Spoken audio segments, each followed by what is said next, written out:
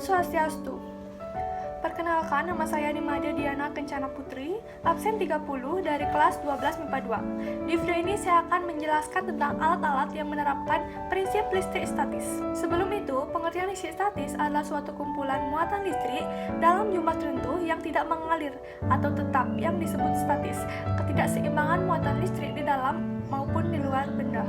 Listrik statis dapat ditemukan oleh dua benda yang memiliki muatan listrik yang berbeda.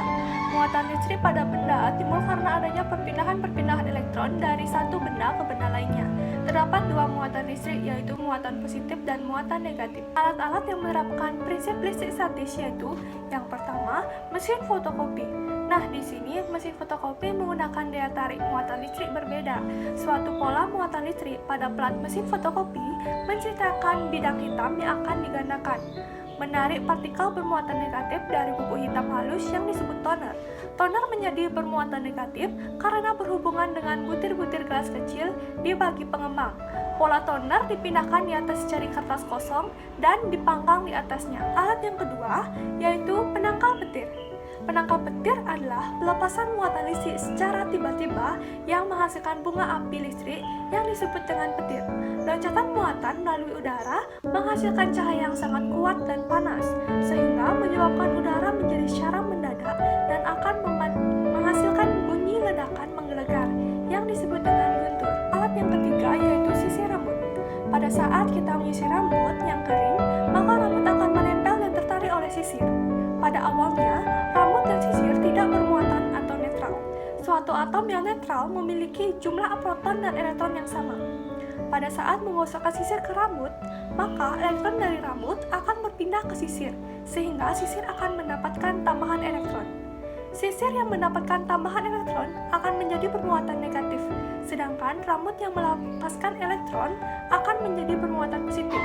Alat yang keempat yaitu pengendap elektrostatis. Pengendap elektrostatis digunakan untuk mengurangi polusi udara oleh abu pembakaran batu bara, pembangkit tenaga listrik, dan mengurangi pencemaran debu dalam suatu ruangan.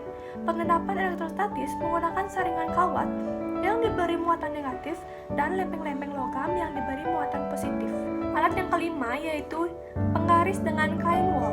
Penggaris plastik yang sudah digosokkan dengan kain wol akan menjadi bermuatan negatif karena mendapatkan tambahan elektron dari wol. Penggaris yang bermuatan tersebut dapat menarik serpihan kertas yang ada dan dapat dilihat pada gambar ini. Alat yang keenam yaitu generator Van de Graaff. Generator Van de Graaff adalah mesin pembangkit listrik yang digunakan untuk memperoleh muatan listrik dalam jumlah besar. Prinsip kerja generator Van de Graaff untuk menghasilkan muatan listrik adalah dengan cara menggosok. Alat yang ketujuh yaitu cat semprot. Teknik pengecatan juga menggunakan prinsip kerja muatan listrik statis.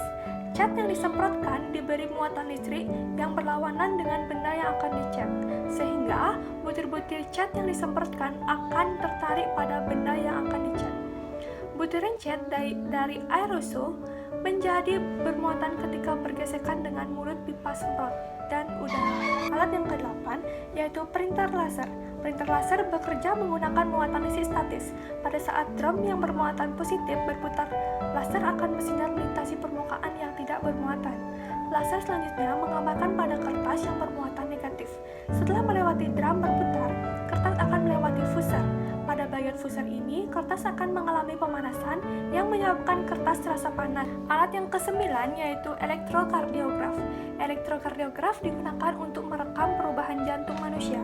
Setiap kali jantung manusia berdetak, akan terjadi perubahan potensial listrik pada permukaan jantung. Alat yang ke-10 yaitu teremin.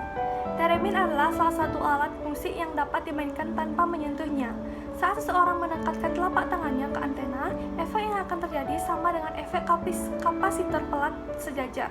Dengan mengubah jarak antena dengan telapak tangan, maka akan mengubah kapasitansi sistem kapasitor itu. Perubahan kapasitansi ini dideteksi oleh rangkaian elektronik yang segera mengonversinya menjadi perubahan volume atau nada-nada musik. Nah, sekian penjelasan dari saya tentang alat-alat yang menerapkan prinsip listrik statis. Jika ada kesalahan, saya mohon maaf. Saya tutup